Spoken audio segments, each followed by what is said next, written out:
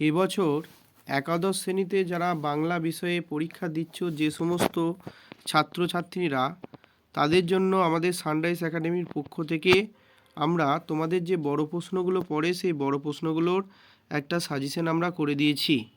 এই ভিডিওতে আমরা তোমাদের বড় প্রশ্নগুলোর মধ্যে যে তোমাদের যে 3টে গল্প পাঠ্য আছে, সেই 3টে গল্প থেকে আমরা প্রতিটা গল্প থেকে 2 করে প্রশ্ন আমরা দিয়েছি। তোমরা চাইলে যে কোনো 2 গল্প ভালো করে পড়তে পারো, অথবা কেউ যদি মনে করো বা কোনো ছাত্রছাত্রী যদি মনে করো যে তোমরা 3টে গল্পই ভালো করে পড়বে, সেটাও তোমরা করতে পারো। দেখো, তোমাদের যে কোনো 2 গল্প থেকে প্রত্যেক বছরই প্রশ্ন আসে। এবছরও তোমাদের যে কোনো 2 গল্প থেকে প্রশ্ন আসবে, কিন্তু আমরা তোমাদের এই 3টে গল্প থেকেই প্রশ্ন দিয়েছি। এই 3টে গল্প, যে 3টে গল্প তোমাদের পাঠ্য আছে, সেই 3টে গল্প অর্থাৎ কর্তার ভূত, ডাকাতের মা এবং তেলেনাপোতা আবিষ্কার, এই 3টে গল্প থেকে আমরা যে যে প্রশ্নগুলো দিয়েছি সেই প্রশ্নগুলো আমি একবার বলে দিচ্ছি, তোমরা দেখে নাও। তোমরা এই প্রশ্নগুলো লিখেও নিতে পারো এবং পরীক্ষার জন্য তৈরি করেও নিতে পারো। দেখো, প্রথম প্রশ্ন, ওরে অবোধ আমার ছাড়াও নেই, আমার ধরাও নেই, ছাড়াও নেই, তোরা ছাড়লি আমার ছাড়া। এখানে কে কাদের অবোধ বলেছেন, উক্তিটির তাৎপর্য লেখো। এটা প্রথম প্রশ্নটা রয়েছে তোমাদের কর্তার ভূত বলে যে গল্পটি রয়েছে রবীন্দ্রনাথ ঠাকুরের, সেই কর্তার ভূত গল্প থেকে প্রথম প্রশ্নটি রয়েছে। দ্বিতীয় প্রশ্ন, বেহুঁশ যারা তারাই পবিত্র, হুঁশিয়ার যারা তারাই অশুচি। কোন পরিপ্রেক্ষিতে একথা বলা হয়েছে, গল্প অনুসারে মন্তব্যটির তাৎপর্য আলোচনা করো। এর পরের প্রশ্ন রয়েছে কর্তার ভূত থেকেই, তারা ভয়ঙ্কর সজাগ আছে, কাদের কথা বলা হয়েছে, তাদের এমন সজাগ থাকার কারণ লেখো। এর পরের প্রশ্ন রয়েছে তেলেনাপোতা আবিষ্কার বলে তোমাদের যে গল্পটি রয়েছে সেই গল্প থেকে দেখো, আপনার আসল উদ্দেশ্য আপনি নিশ্চয়ই বিস্মিত হবেন না। আসল উদ্দেশ্যটি কি, সেই উদ্দেশ্য সাধনে বক্তা কি করলেন। অর্থাৎ বক্তা অর্থাৎ লেখক কিভাবে তেলেনাপোতায় পৌঁছালেন এবং সেই তেলেনাপোতায় যাওয়ার জন্য তাকে কি কি উপায় অবলম্বন করতে হলো, সেইটা তোমাকে এখানে আলোচনা করতে হবে। এর পরের প্রশ্ন রয়েছে কে নিরঞ্জন এলি, নিরঞ্জন কে, কোন পরিস্থিতিতে বক্তা অর্থাৎ গল্পকথক নিরঞ্জনের ভূমিকায় অবতীর্ণ হয়েছেন তা লেখো। তারপরে প্রশ্ন রয়েছে তেলেনাপোতা গল্প থেকেই, মনে হবে তেলেনাপোতা বলে কোথাও কিছুই সত্যিই নেই, কার মনে হবে, এই মনে হবার কারণ লেখো। এর পরের প্রশ্নও রয়েছে তেলেনাপোতা গল্প থেকে। দেখো, তেলেনাপোতায় যাওয়ার কারণ কি, একে লেখক আবিষ্কার বলেছেন কেন। এরপরে বাকি যে 3টে প্রশ্ন রয়েছে সেই 3টে প্রশ্ন তোমাদের ডাকাতের মা বলে যে গল্পটি রয়েছে সেই ডাকাতের মা গল্প থেকে রয়েছে। দেখো, কিন্তু আজ যে অন্য ব্যাপার, কোন দিনটার কথা বলা হয়েছে সেই দিনের অন্য ব্যাপারের পরিচয় দাও। আর তার আগের প্রশ্ন রয়েছে ডাকাতের মা গল্প অবলম্বনে সৌখীর মা চরিত্রটি আলোচনা করো। অর্থাৎ সৌখীর মা চরিত্রের বৈশিষ্ট্যগুলো তোমাদের আলোচনা করতে হবে।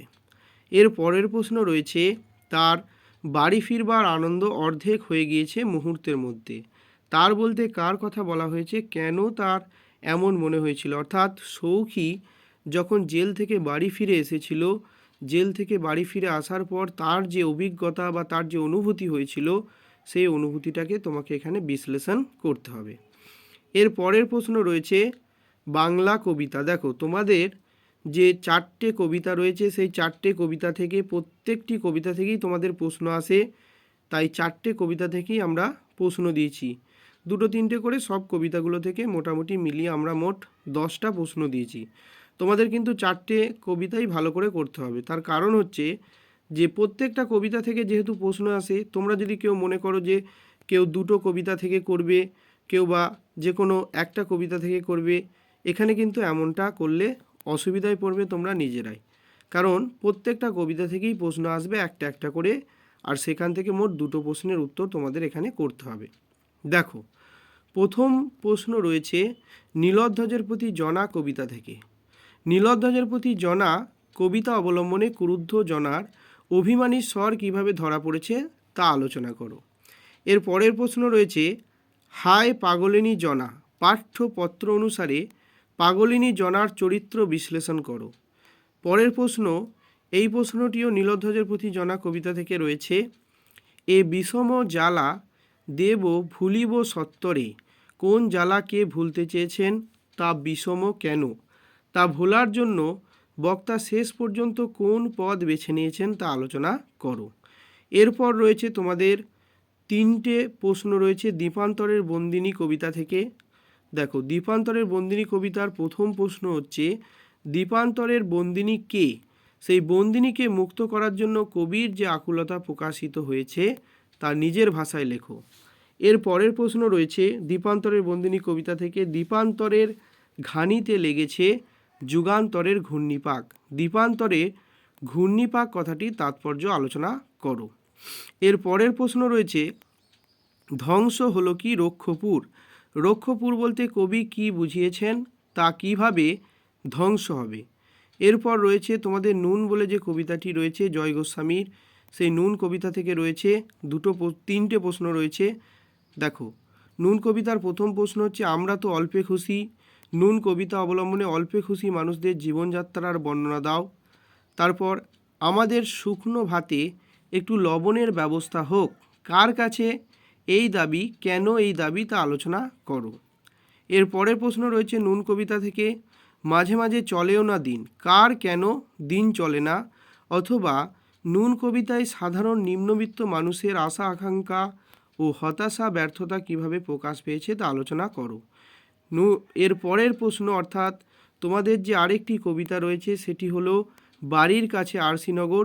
সেই বাড়ির কাছে আরসিনগর কবিতা থেকে তোমাদের একটি প্রশ্ন এখানে রয়েছে, শেয়াল লালন একখানে নয় তবু লক্ষ যোজন ফাঁকড়ে, কার সঙ্গে কার এই ব্যবধান, একসঙ্গে থেকেও তাদের এই ব্যবধান কেন, তা আলোচনা করো।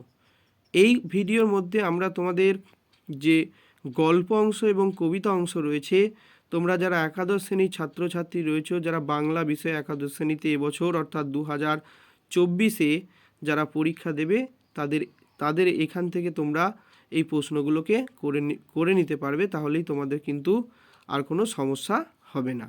আর বাকি যে অংশটুকু তোমরা রয়েছে তোমাদের, সেই অংশ থেকে আমরা প্রশ্নগুলো বাকি পরের ভিডিওতে আমরা দিয়ে দেবো।